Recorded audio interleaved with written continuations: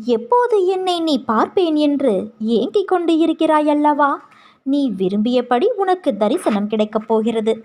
என் தரிசனம் கிடைக்கப் போகிறது. நீ ஷீரடிக்கு வரப்போகிறாய் என் தங்கமே.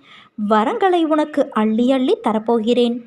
என்னுடைய துவாரகா மாயி உன்னை உற்சாகமாக வரவேற்கப் போகிறது. நீ தயாராக இரு. எப்போது வேண்டுமானாலும் என்னிடம் இருந்து உனக்கு அழைப்பு வரும். எந்த சூழ்நிலையிலும் தைரியத்தை கைவிடாதே. உனது நம்பிக்கையை திடப்படுத்தவே நான் அவதரித்தேன். உனது நல்வாழ்விற்கு நானே பொறுப்பு. முடிந்தவரை உதவி செய். எவன் ஒருவன் உன்னை நாடி வந்து உதவி கேட்கிறானோ தயங்காதே. நீ உனது பிள்ளைகள் பற்றியோ குடும்பத்தை வழிநடத்துவதை பற்றியோ கவலைப்படாதே.